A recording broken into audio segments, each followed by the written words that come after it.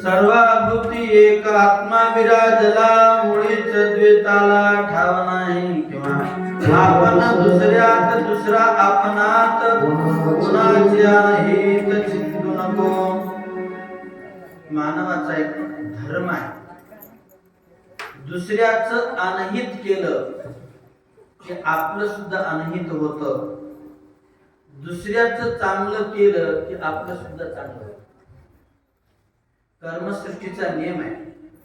इथे जे जे तुम्ही आम्ही कर्म कराल त्या त्या कर्माची फलश्रुती तात्काळ तुम्हाला त्याची पावती भेटतेच, यात संशयच नाही. म्हणून जीवनात वाईट कर्म करून जर जीवन जगण्यापेक्षा, वाईट हित करण्यापेक्षा महाराज सांगतात सत्कर्म करून स्वहित जर करून घ्याल तर तुमच्या जीवनाचं सार्थक होईल. या कर्मसृष्टीमध्ये जे जे तुम्ही बीज ओवाल, आंब्याचं झाड लावलं की आंब्याचीच फळं खायला मिळतात, आणि बाबळीच्या जर शेंगा पेरल्या तर बाबळीच निर्माण होतात, तिथं आंबे कधी लागू शकत नाही. त्यासाठी या कर्मसृष्टीवर तुम्ही जे जे काही कार्य कराल त्या कर्माची पावती तुम्हाला तात्काळ मिळते, त्यात संशय नाही. म्हणून गुरु महाराज सत्शिष्याला उपदेश करत आहेत, जीवनामध्ये सत्य आचरण करणे. धर्माचा पहिला जे पाय आहे सत्य आहे, दुसरा पाय विचार आहे, तिसरा पाय निश्चय आहे आणि चौथा पाय विश्वास आहे. तर सत्य किती श्रेष्ठ आहे त्याविषयी सांगत असताना घडलेला दृष्टांत सांगतोय. एकदा हरिश्चंद्र राजांनी स्वप्नामध्ये आपल्या विश्वामित्र गुरुला सर्वस्व राज्य दान दिलं आणि 1000 दक्षिणा देण्याचे ठरवलं. आणि दुसऱ्या दिवशी स्वप्नामध्ये दिलेलं दान विसरून गेला आणि सकाळी सकाळी सिंहासनावर राजावर बसायला आणि तेवढ्यात विश्वामित्र समोरून आले. राज्यात त्यांचं आगमन झालं आणि विश्वामित्राने सांगितलं, हरिश्चंद्रा, अरे तू किती खोटा आहेस म्हणे, तुझ्या नावाला कलंक आहे, लाज वाटते का तुला सिंहासनावर बसायला?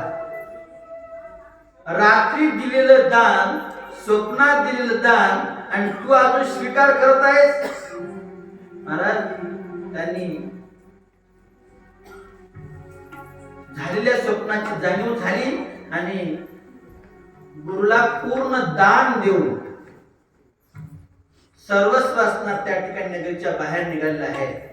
त्यांची असणारी पत्नी, हरिश्चंद्राची असणारी तारामती, ती पण निघालेली आहे. आणि त्या ठिकाणी छोटासा रोहिदास नावाचा बालक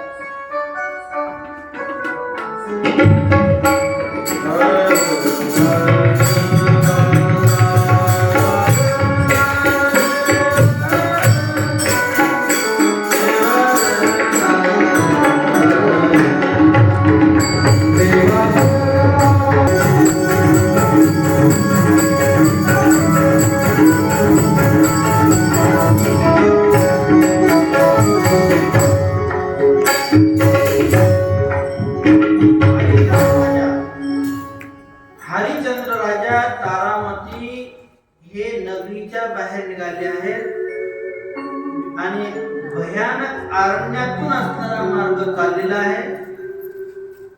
मार्गाने जात असताना विश्वामित्राने सूर्याला सांगितलं, हरिश्चंद्राची मला परीक्षा घ्यायची आहे, तो माझ्या परीक्षेत उतरतो की नाही यासाठी तुझ्याकडे जेवढी उष्णता आहे तेवढी उष्णता आता त्या ठिकाणी तयार ठेव. तप्त अशा उन्हामध्ये छोटासा बालक रोहिदास अगदी सर्वांच्या मागे आहे, छोटासा आहे. समोर वडील आहेत, मध्यस्थी असणार आई आहे. एवढ्या तप्त उन्हातून चालत असताना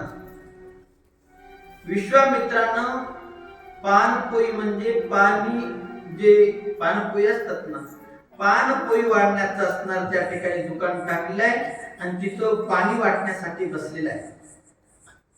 हरिश्चंद्र राजाला तो पाणी वाटणारा म्हणतो, या पाणी पिया. हरिश्चंद्र म्हणतात, नाही, मी तुमच्याकडे फुकट पाणी पिऊ शकत नाही, मला काहीतरी काम सांगा, मी त्या कामाचा मोबदला म्हणून पाणी पिईन. आणि म्हणून हरिश्चंद्र पुढे निघाले. त्यानंतर तारामती असणार तिथं आली आणि त्या पानपोई म्हणू लागला, म्हणून म्हणत आहे की तुमच्या मालकाने पाणी पिऊन गेले, तुम्ही पण पाणी पिया. तर ती तारामती म्हणते, माझे मालक बिना कष्टाचं पाणी पिऊ शकत नाही, त्याची मी सुद्धा पाणी पिणार नाही. हे दोघे पुढे निघून गेल्यावर 5 वर्षाचा रोहिदास असणारा तो त्या ठिकाणी पाणी पिण्यासाठी तो पाचारण करतो पानपोई.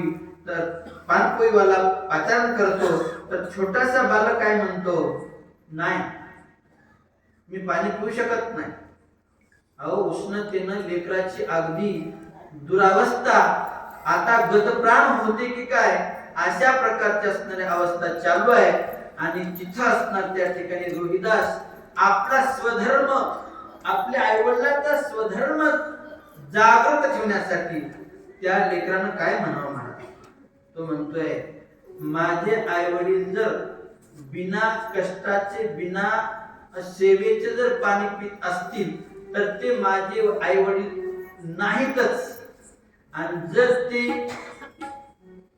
पाणी पिण्याशी गेले असतील तर ते माझे आईवडील आहेत. विश्वामित्राने सुद्धा डोक्यावर हात ठेवले, कपाळावर हात ठेवले. एवढा छोटासा बालक जर समजा एवढे निष्ठेनं सत्यानाचरण असणारा आचरण करतोय, त्या अर्थी त्या सत्याचा घसरता पाय ते प्रगटेल अन्याय. सत्याचा सर्वस्व नासून जाय, सत्य त्रिवाचा. हे सत्य सर्वात श्रेष्ठ आहे आणि ते सत्य अग्नीने जळत नाही, पाण्यामध्ये बुडू शकत नाही, किंवा सत्याचा असणारा कुठंच त्या ठिकाणी पराभूत होऊ शकत नाही. पराजित होईल मात्र पराभूत होऊ शकत नाही. त्या अर्थी विचार, दुसरा जो पाय आहे तो विचार नेमका कोणता करावा त्याविषयी बोलत असताना सदविचार सदा अंगी असणारा आपल्या बाळला पाहिजे. सदविचार आपण त्या ठिकाणी केला पाहिजे. दुष्कृतीचा विचार किंवा दुर्बुद्धीचा विचार आपल्या ठिकाणी न आणता सदविचार असणारा त्या ठिकाणी आपण आचरण केलं पाहिजे. आणि निश्चय कोणता करावा, भगवंताच्या भेटीचा, भगवंताच्या नामस्मरणाचा, संतांच्या संगतीचा, जीवाच्या उद्धाराचा विचार करावा. अन्यथा जर त्या ठिकाणी दुसरा जर निश्चय केला तर अधोगती भोगायला त्या ठिकाणी भोगावी लागते. एकदा एक मनुष्य असा आमच्या मारुतला जसा हल्ल्या बाळगायचा छंद आहे ना, तसा त्या माणसाला म्हशी बाळगायचा एक छंद. आणि त्यांनी एक कोकणातून मोठ्या शिंगाची म्हैस आणली, मोठ्या शिंगाची. आणि त्या म्हशीच्या समोर बसून रोज विचार करायचा, मी या म्हशीच्या शिंगातून नव्हतो की नाही म्हणायचा, मी या शिंगातून नव्हतो की नाही म्हणायचा. 6 महिने विचार केला मला त्याला, 6 महिने. आणि एक दिवस बघितलंच, घातलं म्हणलं त्या शिंगाच्या. ते म्हैस जे भुजली, जे उलट होती म्हणा, की त्याचं मुंडकं घेऊन जे पळाली, सगळ्या गावानं पाटण प्रदर्शन घातलं. आणि ते प्रदक्षिणा घालत असताना लोक धावले, त्या मसरडाला धरले आणि उभं केलं, त्याचं मुंडकं काढून घेतलं. लोकांनी म्हणले, बा हे काय केलंस, असं काय केलंयस? त्याने सांगितलं, आतापासूनचा विचार नको. हे 6 महिने झाले विचार करायला, आज जमलं बघा. असा जर विचार जर झाला तर तुमच्या आमच्या जीवाचा उद्धार कसा होईल. म्हणून महाराज सांगतात, सदविचार जीवनामध्ये करणं गरजेचं आहे. निश्चय भगवंत प्राप्तीचा केला पाहिजे. आणि दुसरं असणारं 7 लोचन, एक पत्नी पतिव्रता, शांती समदर्शन निर्वैर्यता, अशी काही धर्माची लोचन आहेत, म्हणजे डोळे आहेत. निर्वैरता म्हणजे काय? जे जे भेटे भूत ते ते मानिले भगवंत, ऐसा भक्ती योग निश्चित माझा. आपली दृष्टी सर्व भूती समान असली पाहिजे, किंवा आपल्याशी आपलं वैरत्व दुसऱ्याशी न बाळगता समदृष्टी असणारी, ज्याप्रमाणे आपुली अवजड करावा पारखे अंधार पाळावा, ऐसे नेहमीच गा पांडवा दीपुदैसा. ज्याप्रमाणे घरात लावलेला दीपक घरातल्या माणसालाही असणारा प्रकाश देतो, पाहुण्यालाही प्रकाश देतो, एखादा चोर जरी चोरी करायला आला त्याला पण समानच उजेड देतो, त्याला दुसरा भावच ठेवत नाही. किंवा अनेक असणारे उदाहरण देतात. पाहे पाय इच्छुदंडू बाळ पाळतिया गोडू गाळतिया कडून चिगा समदर्शन भाव, निर्वय भाव. आणि त्या ठिकाणी एक पत्नी म्हणजे जशी पतिव्रता आपल्या पती वाचून दुसऱ्याचा अंगीकार करू शकत नाही, तद्वत त्याच न्यायाने भगवंताशी आपण एक रूपतेनं आपुला तो देव एक करुणी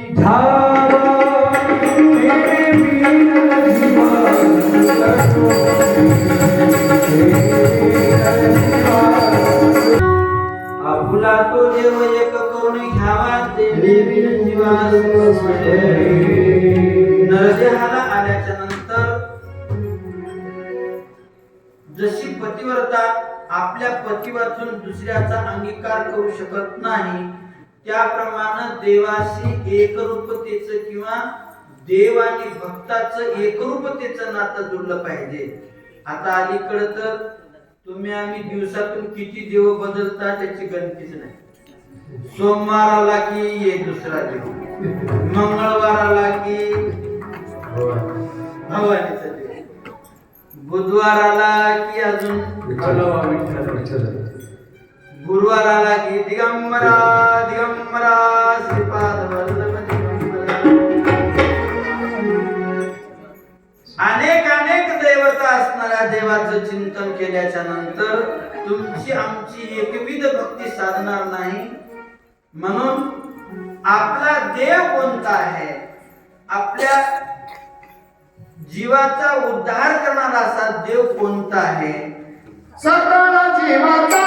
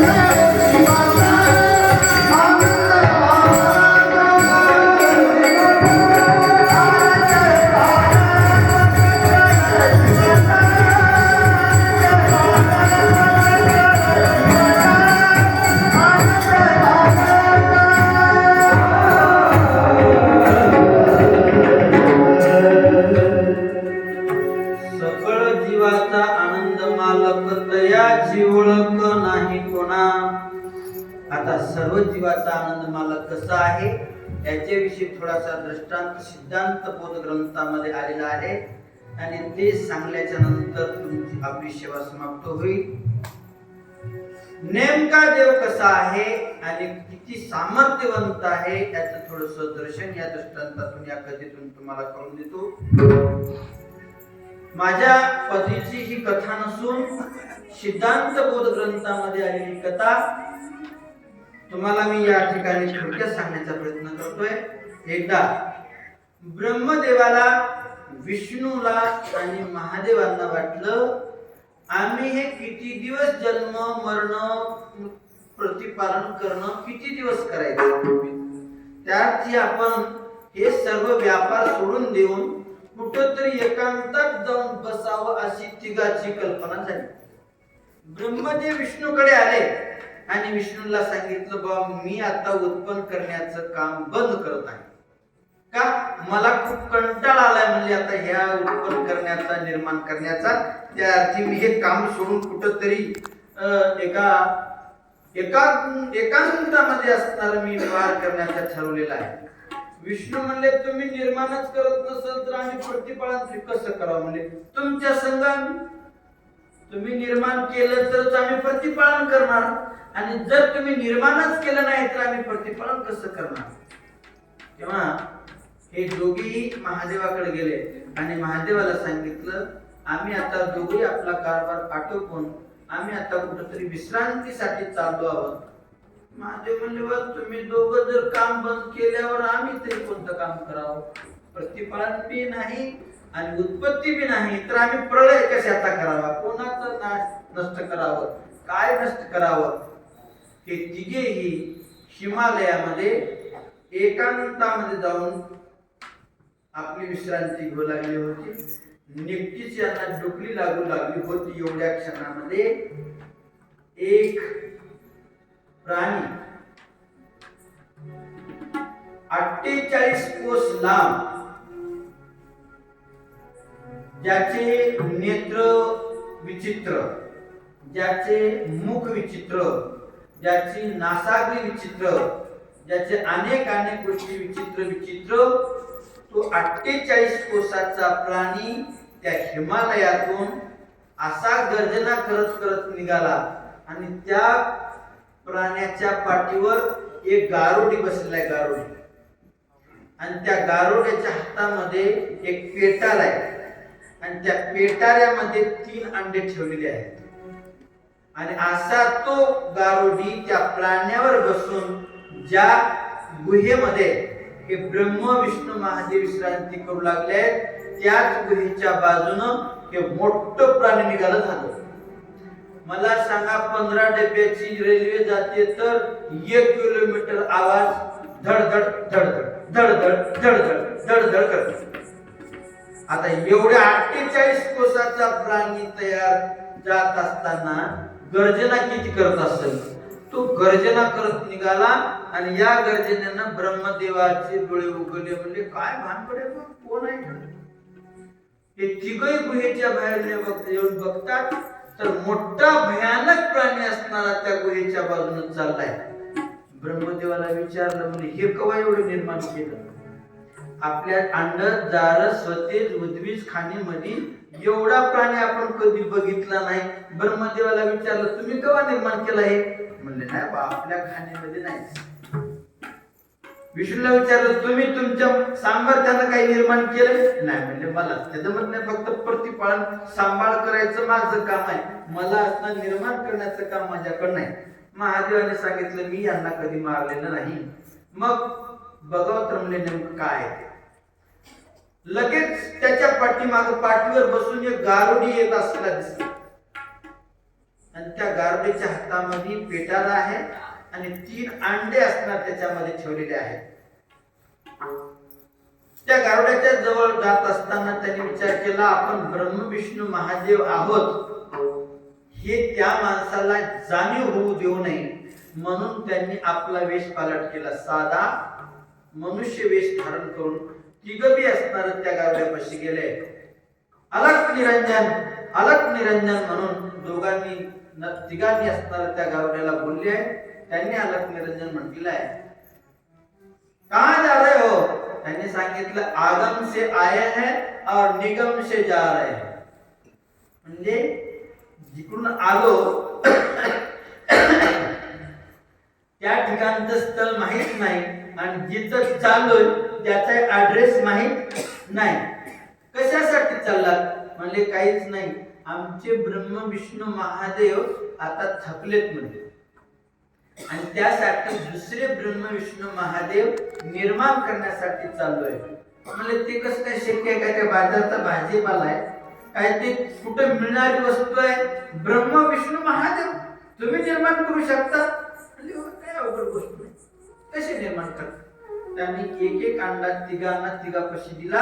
त्याच्यात बघा म्हणले ब्रह्मदेवाने आपल्या अंड्यामध्ये बघितलं त्याच्यामध्ये आपल्यासारखे अनंत ब्रह्मदेव, आपल्यासारखे चतुर्भुज असणारे त्यात असणारे भरलेले आहेत.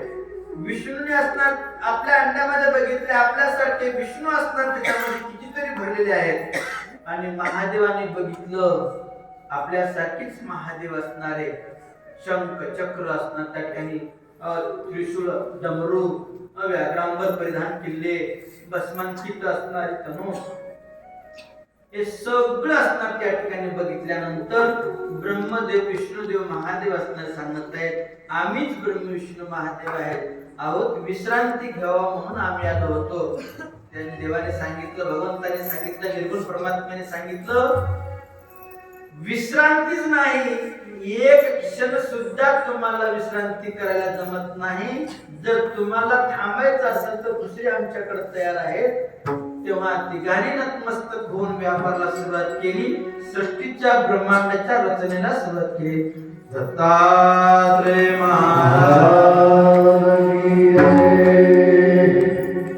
असा तो अनंत ब्रह्मांडाचा नायक जो कोणी जीवाचा उद्धार करणार आहे. जगतामध्ये अनंत दैवत आहेत ते तुम्हाला क्षणाक्षणाला प्रसन्न होतात मात्र क्षणिकच सुख देतात शाश्वत सुख तुम्हाला प्राप्त करून देत नाहीत. म्हणून ज्याच्याशी मोक्षाचा पद प्राप्त व्हावा किंवा ज्याच्याशी जीवनमुक्त उतरण्याचा मार्ग पाहिजे असेल त्यांनी आनंदघन परमात्म्याचं असणारं चिंतन करून नामस्मरण करून असणारं या जीवाचा उद्धार करून घ्यावा असा गुरु शिष्याचा संवाद या ठिकाणी या 6व्या दिवसाच्या असणाऱ्या कथेच्या भागामध्ये नाथ महाराजांचा ज्ञानोबारायांचा किंवा संत समर्थ बाळगीर महाराजांनी किंवा अनेक संत महात्म्यांनी गुरु शिष्यत्व कसं असावं गुरुची सेवा आणि सत्शिष्यांची भावना याचा निष्काम वृत्तीने असणार सेवा केली असताना सद्गुरूची कृपा होते आणि सद्गुरूची कृपा झाल्याच्या नंतर मोक्ष तात्काळ तुम्हाला प्राप्त होतो अशी ही असणारी गुरु शिष्याचा संवाद या ठिकाणी समाप्त होऊन सेवेला पूर्णविराम झालेली सेवा गुरु महाराजांच्या चरणी भगवंताच्या चरणी समर्पित करून सेवेला पूर्णविराम.